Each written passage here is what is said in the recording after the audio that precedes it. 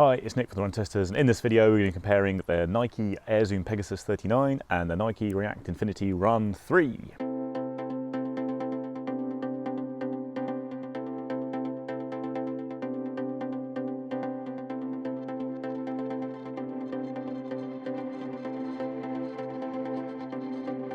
So the Infinity and the Pegasus are two kind of cushion shoes in Nike's range that are built for slightly different purposes. The Infinity is more of a cruiser with some stability elements that's built more for easy work, whereas the Pegasus is designed to be a more versatile daily trainer. And it's also designed to offer a bit more value. It's much cheaper compared to the Infinity. It's £109.95 in the UK or $120 in the US, whereas the Infinity is £144.95 in the UK and $160 in the US. The Pegasus is also the lighter shoe. This latest version weighs 279 grams or 9.8 ounces in the UK 9, which is a big weight drop on the previous version, which was 310 grams in my UK 9, whereas the Infinity is 310 grams or 10.9 ounces in the UK 9. And actually this line is going the other way. The shoes are getting heavier each year. When it comes to the design, both kind of use a lot of React foam in the midsoles, but otherwise they're quite different in many ways. So the Pegasus has got this kind of trim back, slightly mesh with a fly wire system around the laces to kind of hold the foot in place around the midfoot.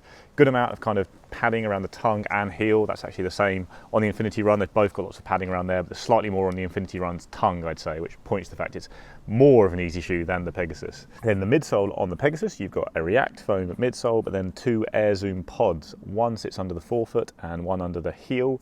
This is designed to slightly firm up the ride and make it a bit more responsive. It cuts a bit of weight from having a full React foam midsole. Then on the outsole, you've got a generous covering of quite thick outsole rubber. You've got really good traction here across roads and light trails, and it's kind of very durable and built to last. The Infinity Run has a Flyknit upper in the last two versions of the shoe, but it also does use Nike's flywire system around the laces. It's a bit harder to see when it's built into the Flyknit upper like this. So you get a nice strong midfoot hold, and then, like I say, a lot of padding around the heel.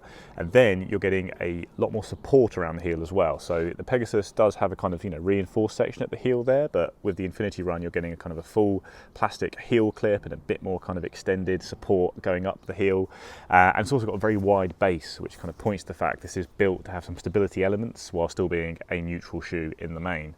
Then the midsole is entirely Nike's React foam, but it's got a very clear rocker profile, which really changes the feel of the ride compared to the Pegasus, which has a kind of more of a traditional transition from heel to toe. Then on the outsole you've got this kind of splotchy kind of outsole, but it is a really nice covering of rubber. It looks a bit kind of maybe slightly gimmicky, but it's a very good outsole. It grips well, and it's really been very long lasting in all three editions of the Infinity Run so far in my experience. So the last thing to say is that the samples for this review were provided by a couple of different places. The Nike Infinity Run samples came from ProDirect Running, and the Pegasus samples came from Sport Shoes. We're not affiliated with either site, and this will be our normal kind of completely impartial review, but thanks very much to both of them for getting us the samples over so we can review the shoes. Fit wise, I think you can kind of see it pretty much here. This is a lot wider in the toe box, and this is kind of a lot longer and thinner. So I guess they're just different shoes. This is kind of more like the kind of massive toe box like shoes we've seen from Nike. This is more like kind of old school, but they fit very differently. I'd say this is like, you've got a lot of room in that toe box. This does come up it's a much kind of thinner, lighter upper, but it is quite long in the foot. But these are both for UK 5, and I think you can kind of see that it's a different fit. I would say when I first put this on, it felt big, but it's probably more true to size when I look at previous versions of the Pegasus. It's more like the 36 fits. It's quite kind of long, and this fits like the last couple of versions of the Invincible. I probably wouldn't size down because they're both they're both designed for those like everyday long kind of miles, and you'd rather have a little bit extra room, but the fit is different. They don't, they're both a UK 5, and the fit to me, even out the box, looks pretty different. So I found that both of these shoes fit me true to size. I've got a nice amount of room in the toe box, and then around the midfoot and heel I had a very nice secure lockdown on both shoes. So yeah, perfectly happy true to size. So I tested out the Infinity Run 3 first of these shoes this year, and I found it very similar to the past two editions of the shoe, which is really no bad thing. Like, There have been some changes to the upper here compared to the Infinity Run 2, but I couldn't really say they were noticeable on the foot. Maybe the tongue is more securely attached, which is a good thing because people did rip the tongue out on the 2 quite a lot. And the ride is, you know, it's great for kind of easy, steady, and especially recovery runs. It's you know, it's got a big stack of foam here, but it's quite firm, and you know, it's fairly stable as a result, especially with all the added stability elements here. And you do get a very nice rocking, rolling motion with this shoe. So even though it's a big high stack of React, it feels a little bit lighter on the foot, and it doesn't really feel harsh or anything like that. It just feels like a protective, smooth shoe to use for your kind of easy miles. It's kind of a shoe I really like to dig out during very busy training periods, during marathon training, when my legs are getting a bit creaky. I haven't necessarily got any injuries, but you know, everything feels a little bit on the brink of turning into a niggle or something like that, and it's very comfortable and protective for just, you know, those kind of general recovery runs. Whereas more exciting shoes, things like the Invincible or Asics Nova Blast, might just be a bit too soft and squishy for those periods, even though they are very fun to use, and this is much more of a kind of dull but protective ride. The only thing is, though it does have a nice smooth ride, like you can use it for a little bit of speed work, and it's been okay for me in the past, but if you are going directly out for some purposeful intervals or a long tempo run, it's just not a perfectly suited to that, because it is a bit heavy and it does feel more cruisy, and when you try and step it up, you lose sometimes can fall out of sync with that smooth motion, and it just becomes a little bit awkward on the foot.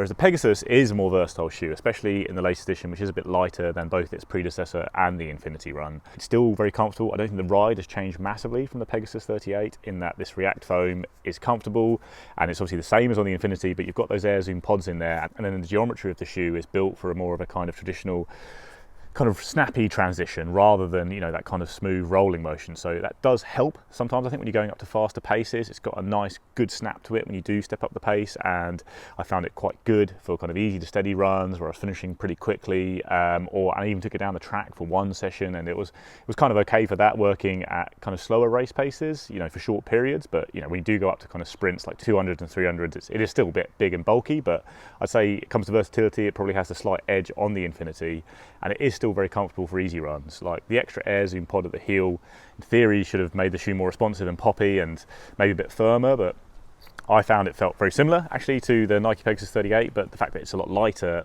was the real key change, and that's what makes it slightly more versatile and better for faster running in general. I'd say of the two outsoles, the Pegasus does have the slight edge there. I think it has a slightly more aggressive outsole profile that grips better on kind of light trails, and it almost works as a road to trail shoe in kind of on light trails, especially in the warmer months. And that kind of great outsole does help with durability, although that's also a key kind of plus point of the Infinity React. It's a very long lasting shoe as well. Just React foam lasts very well. It's not the most exciting ride in whatever form you have it, whether it's a rocker or a kind of more traditional ride. It's, you know, it's not exciting, it's quite dull, but it does deliver the goods. Like, it works for a variety of runs and it lasts a long time. Run test. I'll talk about how they're similar first. So both using Nike's React foam. The Pegasus has 2 Zoom Air units, so one in the under the ball of your foot, one in the heel of the foot, and I would say, I don't know whether it's because of those Zoom Air units or just because of the lightness of the shoe, but I felt this was a little bit more responsive underfoot, and it kind of has a different feel to it. It feels almost a little bit softer than this one. The Infinity, I felt like I had to kind of break in a bit. I had to do a few miles in it before I could really kind of feel I was running well in it. Differences, I'd say the Infinity definitely has this kind of rocker geometry that we've come to see from Nike shoes. It's built for those like marathon miles. You're going out for a long run, you want the security, you want that kind of, you want to feel locked in, and you want the faster toe off in a way that the Pegasus doesn't. There's not really that same geometry kind of feel, so they do feel different underfoot. And I would say the last few years I would have definitely picked up the Infinity over the Pegasus for the 37 and for the 38. The first version of this and the second version of this were kind of what I wanted the Pegasus to be, that kind of everyday running shoe, wear it for marathon training and then racing something quicker.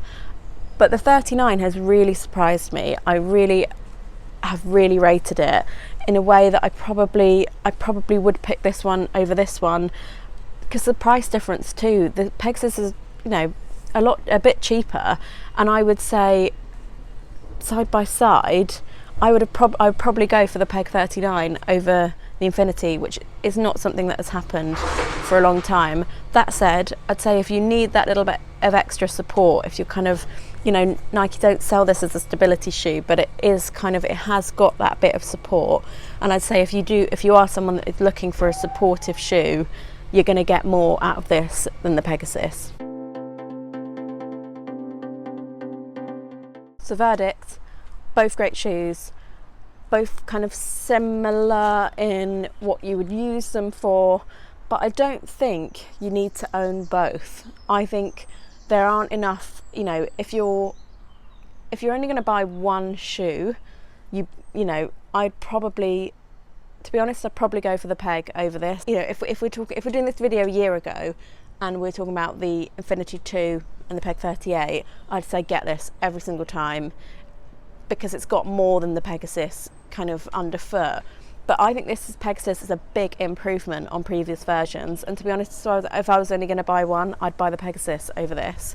But I would say if you're training for a marathon and you want a long run shoe that's going to give you that kind of support, this has more support in it than the Pegasus for sure.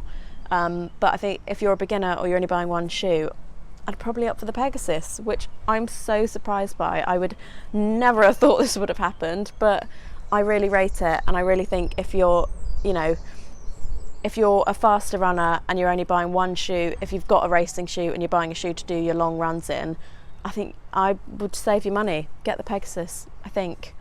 But it's still a good shoe, but Pegasus, it's really improved. It's a good one. So overall, you've got, you know, a couple of solid shoes here, you know, with a lot of cushioning on them. They've got similar cushioning. In fact, they both use React, and they've got quite, you know, similar elements across the shoes. But in the end, they do use those kind of Nike technologies in quite different ways. Infinity is the better kind of easy day cruiser for me.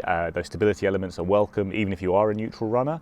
I think, and if you are someone who does obviously need a bit of stability, that's a bonus as well. But yeah, it's very nice for cranking out high mileage weeks in a comfortable kind of protective way, but then does kind of lack a little bit of versatility on that front. The Pegasus is better for that. It is more versatile shoe. It's better for speed work. It's got a nice snappy transition when you do step up the pace, and it's not at all an out and out speedster, and there are certainly all-rounder shoes that are faster than it, but it does work quite well. It's just by being a bit lighter and having a bit more kind of punch from the Air Zoom unit. Mainly at the front, I think, is where it comes into play. I still think the heel one is a bit too buried in React foam to really make much of a difference to the ride. And I say it's still a comfortable shoe. It's still a good shoe for easy runs, even if I do think the Infinity is maybe slightly better for that kind of running. It's not a huge difference.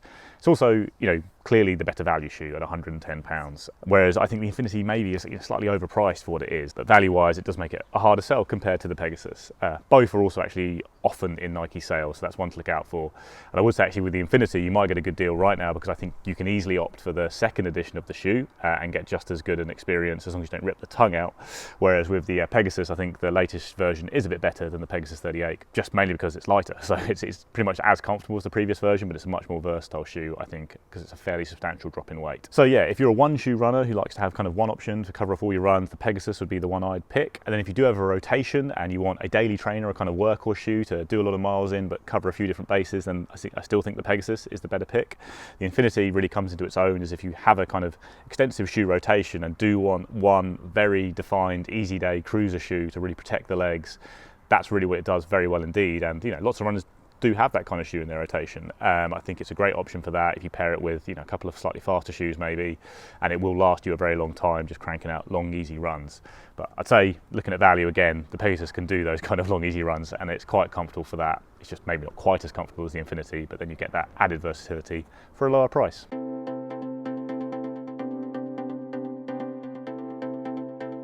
That's it guys, that is our comparison of these two Nike shoes. Which do you prefer? Let us know in the comments below. Please like, subscribe, ring the little bell, and we'll see you next time.